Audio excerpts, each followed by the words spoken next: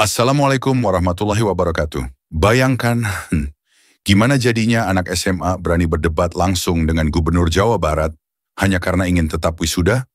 Padahal sang gubernur justru membuat kebijakan yang sangat brilian, melarang wisuda dari TK hingga SMA demi menyelamatkan ekonomi rakyat kecil. Dan lebih mengejutkannya lagi, seluruh mahasiswa dan warga justru berdiri mendukung sang gubernur, bukan si anak SMA itu. Apa yang sebenarnya terjadi? Mengapa kebijakan tanpa toga ini justru dianggap kepahlawanan? Dan bagaimana nasib si anak SMA yang keras kepala itu di akhir cerita? Sebelum kita mulai kisah ini, mari sama-sama kita berdoa. Semoga rezeki kalian semua dilancarkan, urusan dimudahkan, dan semoga cerita ini bisa memberikan pelajaran berharga buat kita semua. Kalau setuju, tuliskan di kolom komentar. Amin ya robbal alamin.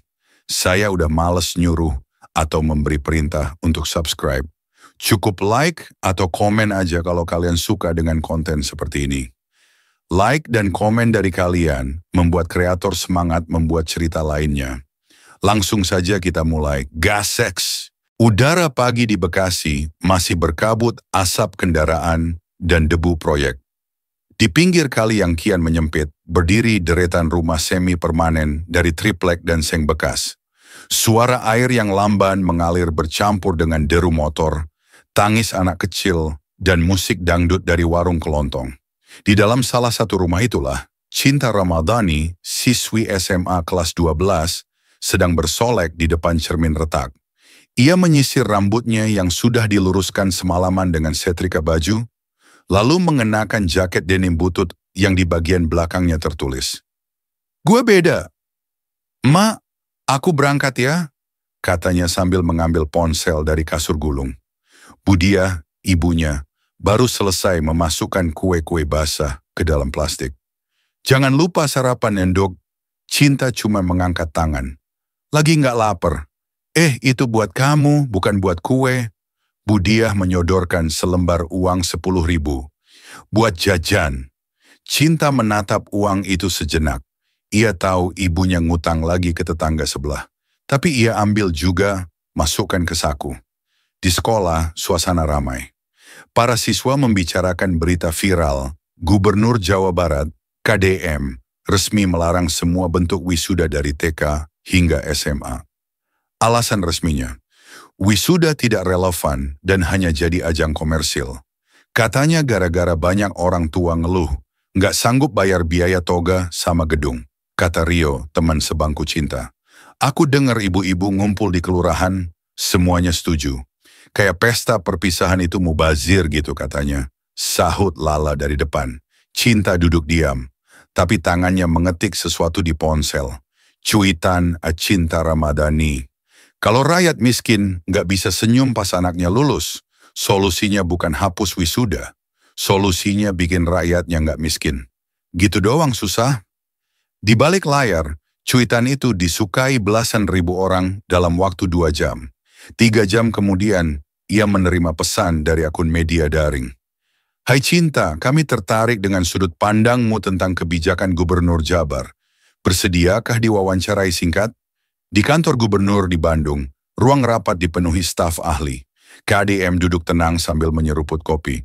Di hadapannya, layar menampilkan potongan video remaja perempuan yang berbicara lantang dalam podcast online. Gubernur tuh ngerasa bijak, padahal lagi memiskinkan pengalaman orang. Coba dia dulu waktu SMA nggak diwisuda, pasti dia protes juga. Salah satu staf tertawa kecil. "Pak, viral juga ini anak." KDM hanya mengangkat alis. "Ya, tapi suara keras belum tentu benar." Ia menutup laptopnya, menoleh ke kepala biro media. "Siapkan ruang untuk diskusi terbuka. Ajak anak ini kalau dia mau. Rakyat boleh tidak setuju, tapi pemerintah harus tetap mau mendengar." Sore itu di Bekasi, langit tampak suram. Cinta berdiri di tepi sungai, menatap puing-puing bekas rumah tetangganya yang baru saja digusur. Ibunya menghampiri dengan tatapan lelah. "Besok giliran kita, surat sudah ditempel tadi pagi." Cinta menggerutu. "Semua orang yang ikut aja kayak kerbau dicocok hidung." Budiah memijat pelipis. Mungkin kita emang paling nggak sanggup cinta. Kalau nggak ada wisuda ya syukur. Ibu nggak harus jual cincin lagi buat bayar toga. Cinta tak menjawab. Tapi di dalam kepalanya sebuah amarah sudah mulai tumbuh. Ia bersumpah akan membuat suaranya lebih keras. Gedung teater mini di Spusipda, Bandung tampak lebih sibuk dari biasanya. Awak media berderet di trotoar, wartawan menggenggam mikrofon dengan wajah sumringah, dan kamera live streaming mulai menghitung mundur. Di spanduk besar tertulis, Forum Publik, Suara Generasi dan Kebijakan Pendidikan. Di satu sisi panggung, duduk tenang dan tegap, Gubernur KDM mengenakan kemeja putih dan jas abu muda. Wajahnya teduh, sorot matanya tajam, tapi tenang. Di sisi lain, Cinta duduk dengan hoodie hitam, wajah tanpa rias, dan ekspresi seperti sedang siap berperang. Moderator dari TV nasional membuka sesi dengan gaya formal. Hari ini kita hadir dalam forum publik terbuka, menyambut suara dari generasi muda, dan menjawab langsung dari sumber utama kebijakan. Kita mulai dari pernyataan pembuka dari saudari Cinta Ramadhani. Cinta berdiri, suaranya gemetar di awal, tapi cepat stabil. Saya bukan siapa-siapa, tapi saya anak bangsa, dan saya percaya jadi anak SMA itu bukan sekadar belajar rumus dan hafalan. Kami butuh pengakuan. Kami butuh momen. Bapak Gubernur bilang wisuda cuma seremonial. Tapi buat kami itu validasi perjuangan. Orang miskin juga berhak bangga. Riuh tepuk tangan dari sebagian kecil penonton terdengar. Beberapa mahasiswa yang hadir hanya saling pandang. Tenang. Gubernur KDM mengangguk pelan sebelum menanggapi. Cinta, kamu cerdas. Saya dengar itu sejak awal. Tapi saya tidak di sini untuk melawan kamu. Saya di sini untuk menunjukkan bahwa keberanian membuat kebijakan tidak boleh tunduk pada popularitas. Ia melangkah ke depan, lalu melirik audiens. Tahukah kalian, satu paket wisuda SMA di kota-kota besar bisa mencapai 1 juta rupiah? Di pedesaan, orang tua harus pinjam ke koperasi demi melihat anaknya foto pakai toga. Bukan karena mereka sanggup, tapi karena malu kalau tidak ikut. Ia membuka lembar data dan menunjuk grafik. 80% orang tua di Jawa Barat setuju kebijakan ini. 90% mahasiswa setuju, karena mereka tahu perjuangan mereka bertahun-tahun pantas dirayakan. Tapi TK, SD, SMP, SMA, kita rayakan dengan apa? Hasil ujian atau pesta panggung? Cinta terdiam sejenak, lalu membalas cepat. Jadi, anak SMA nggak pantas punya kenangan. Kita cuman angka statistik di Excel pemerintah, Gubernur tersenyum. Kenangan bukan tugas pemerintah, Cinta. Itu tanggung jawab pribadi, keluarga, dan komunitas. Negara memberi pendidikan, penghargaan sejati bukan 1 hari pakai toga. Tapi saat kamu lulus jadi manusia yang utuh. Suasana hening, kamera fokus ke wajah Cinta. Ia menelan ludah, suara dari penonton mulai berubah. Mahasiswa mengangguk, seorang ayah berdiri dari bangku belakang. Saya supir angkot, 2 anak saya sekolah. Dan saya bilang, terima kasih Pak Gubernur, akhirnya ada yang mikirin kami. Cinta menunduk. Untuk pertama kalinya, suara hatinya sendiri terdengar sumbang di telinganya. Sementara itu, di media sosial, klip debat mereka menyebar dengan kecepatan kilat. Judul-judul mulai bermunculan. Gubernur Jabar tunjukkan kelas di hadapan siswi SMA.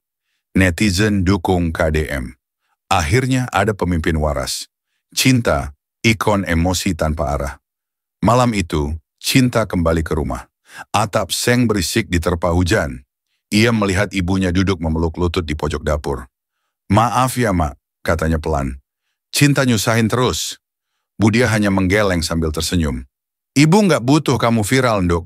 Ibu cuma pengen kamu ngerti perjuangan itu bukan buat ditonton, tapi dijalani. Pagi yang lembab di Bekasi. Setelah malam debat yang membekas, rumah-rumah pinggiran sungai kembali pada rutinitas lama. Ibu-ibu menyapu halaman tanah, anak-anak kecil mandi di ember, dan suara toa masjid mengumandangkan informasi penggusuran tahap 2. Cinta membuka ponsel, notifikasi ratusan komentar membanjiri akun media sosialnya. Ia sempat merasa bangga, tapi lalu membaca isinya. Suaranya nyaring, tapi kosong. Anak SMA ngeyel, gitu doang mau viral? Mau minta wisuda, tapi rumahnya aja numpang di bantaran. Ia menutup ponsel dengan geram. Ibunya lewat sambil membawa ember. Kamu kenapa, dong? Cinta menatap ibunya, ingin berkata banyak, tapi tak satu pun keluar.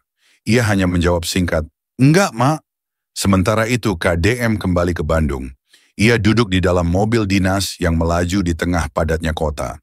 Di kursi sebelah, ajudannya membuka ponsel, memperlihatkan komentar netizen.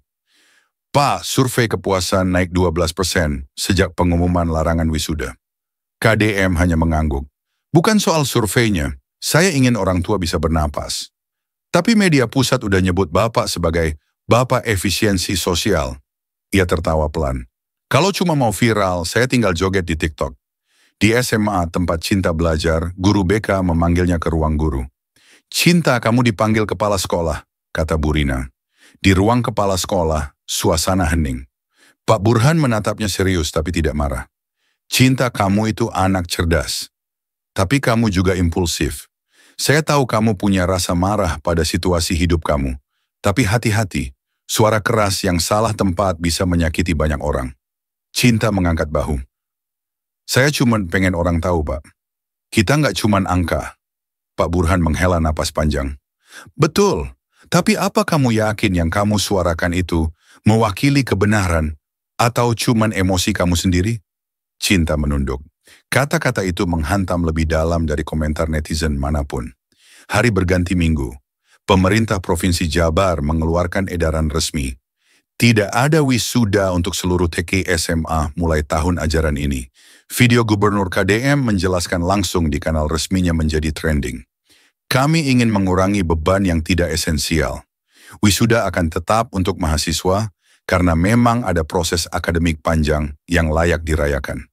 Untuk anak-anak TK, SD, hingga SMA, kami akan fokus pada peningkatan kualitas pendidikan dan kesejahteraan orang tua. Respons publik luar biasa. Komentar mengalir deras. Akhirnya ada pejabat yang mikir pakai kepala, bukan cari muka. Pak KDM, mau nyalon di provinsi saya, Pak? Ini baru pemimpin, gak takut bikin keputusan gak populer. Media mengangkat kisah orang tua yang bersyukur karena tak perlu lagi utang demi wisuda palsu. Cinta menyaksikan semuanya dari layar ponselnya. Ia tak lagi ikut membalas komentar. Pandangannya kosong. Ia menatap tumpukan brosur iklan dari agensi. Satu di antaranya bertuliskan, buka peluang jadi bintang iklan aplikasi hiburan.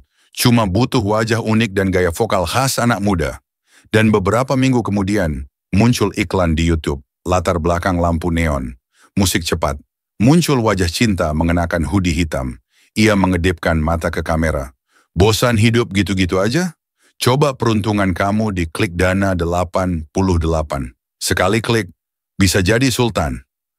Logo pinjol dan situs judi online terpampang di belakangnya. Netizen terbelah. Ini anak SMA yang kemarin lawan gubernur kan?